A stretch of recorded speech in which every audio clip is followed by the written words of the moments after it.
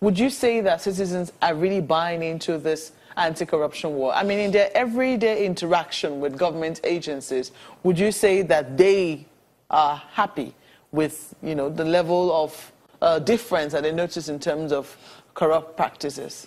I think one of the things, the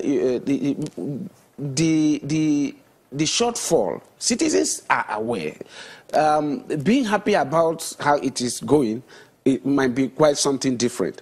Being happy in the sense that because people feel that maybe the economy is not moving well, people are hungry, and even you hear insinuations that, oh, probably if lootings were going on, those things would have trickled down to some extent. But that is just probably a section of the community. But there are other communities that also feel that, okay, yes, this war is going on, but they see it as not being holistic. Maybe there's still some sections that are protected. Maybe there are people that are targeted, either political party individuals that are targeted and the rest of them. Then it comes back to this issue of trying to expose who are these people that we have recovered our assets from. Because government will do itself a lot of good to say that, yes, we are getting this thing. If it is from ABGA members, if it is from PDP members, if it is from APC members, we need to know who are, what affiliations do they have in terms of political parties. But beyond that, citizens need to know, because that is actually what will assuage them. Mm-hmm. Because they don't feel that sense that the whole truth about the anti-corruption fight is being made open to them. Yes, they talk about it, whether from the right or from the left, they talk about it, but they need to know more. They need to get more information from government. For them to be able to key into it? Yes, for them to be able to key into it. Well, you know, do you think that citizens are confident in this fight? I mean, I'm just trying to imagine an ordinary citizen who perhaps was hoping that when the government comes in, it will be easy, for instance, to get a driver's license. It will be easy to get a number of things. I mean, their dealings with policemen, there will be no business as usual. You know, things that have changed. But I'm sure that yes, I agree with you. They might say that the experience has not changed. Definitely, I agree with you, because the level of dealing with pedestrian corruption, the fight on the anti-corruption fight has been at a very, at a very top level, dealing with politicians, contractors, and the rest of them. We have not, pushed it down to deal with pedestrian corruption.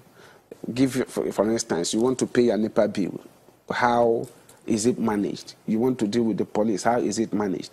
And for many citizens, I tend to also blame ourselves, because at times when things need to be done right, when you need to push for things to be done right, you see citizens.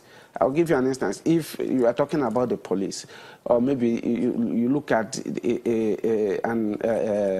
what do you call it, the road safety and the rest of them, and you arrest somebody, the first thing people begin to look at, oh, he's a very wicked person. But you have committed some crime and the rest of them, and you want to either bribe your way out and the rest of them, and probably if those people resist, you are putting them, making them look bad, rather than looking at yourself first to know that you committed a crime and the law is trying to take its course. So citizens have not built themselves up to that level where they begin to also accept their own responsibility and their own faults in the entire anti-corruption and maybe indiscipline level. And that is why probably citizens will still make those comments about, oh, they don't see it happening. But when they look, if you're able to look inward, you find out that probably your papers are not complete. And a VIO stops you to look at your papers. And you are looking at it, oh, this person is very wicked. This person is and not allow me to do what I should do. So citizens must also begin to look at themselves. And government must also begin to make this fight against anti-corruption fight trickle down to the basic areas of life. The private sector, for instance, nobody is talking about corruption in the private sector. But it has been found out that thread misinvoicing, for instance, leads to almost billions of naira or dollars being lost. Trade, what did you call it? Trade misinvoicing. Maybe you import goods, right?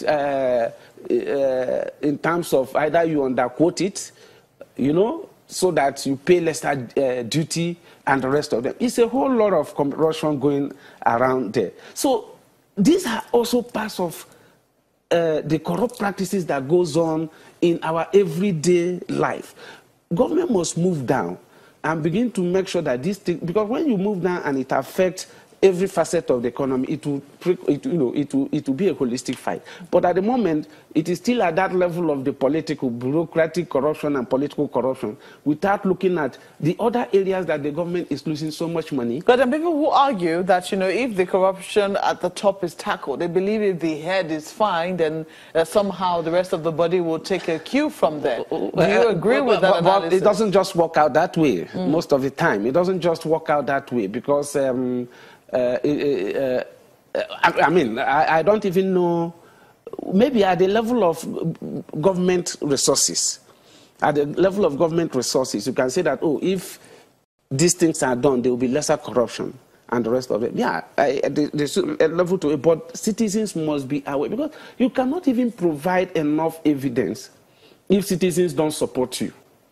Because when you need evidence to tackle corruption, it is going to come from ordinary people.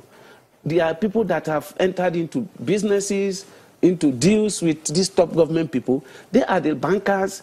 At those levels are where you could get the real kind of information that you need to deal with the top level one. So it should be a holistic fight. It should be something that all of us must understand, that as soon as we begin to fight corruption, as soon as we begin to deal with these issues, that we can deal even with our political systems. We can deal with even electoral processes. Because you cannot just transcend it, you deal with them and everything becomes all right. It is a whole gamut of society that you need to engage. Just quickly, my colleagues have questions for you. Okay. How well do you think the judiciary in Nigeria, dating back from 2015 to the present time, is positioned to help in the fight against corruption? Yes, I think for me, the whole government apparatus, be it the judiciary, be it the legislature and the executive, they have a job to do when it comes to fighting corruption. And in terms of positioning, I think we have argued elsewhere that when you call maybe a judge, my lord, you have revered the person so much, or maybe a magistrate, you are calling him my lord. You are almost putting him at the level of the, celestial. And if, for example, they don't, deal with corrupt practices, I think it does not really show the whole essence of calling them my lord.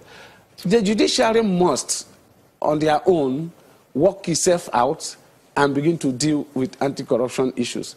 And it is also very, very interesting to understand that even the chief judge has set out certain courts, judges to be dealing with these anti-corruption cases.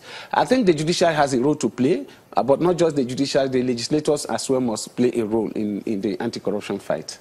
Now, in the midst of this, let's look at the role of the civil service. There are those who will say that the biggest problem in Nigeria is from the civil service. They have documentation, they have processes, but they all don't seem to want to follow through with it. How can that work in the midst of the fight? I think the executive, when we talk about the executive, the civil service is part of the executive. And you cannot divorce it either from the president, from the ministers, permanent secretaries, and so on. I think it is also, if we have to change the way we do our things. Right from recruitment processes, who are we recruiting to be into the civil service? People just get jobs. Some of us that work with either private organizations or civil society groups, the levels of, the levels of engagement, interviews you need to pass through, tests, and the rest of them. They don't just come one for a penny. So I think it has to do even with the level of recruitment we do. Who are we giving jobs to? And because when you give jobs to anybody, the person becomes, subservient to you and can always do whatever you want to do. So the executive must also look inward. And for instance, we need to also, begin to reform the civil service. We have the Bureau for Public Reforms. And Mr. Okeke, I'm going to ask you to please hold your thoughts for us. When we come back, we'll also talk about the role of civil societies. Yeah. What are they doing to sensitize the public? In just a moment. Please stay with us. Thank you.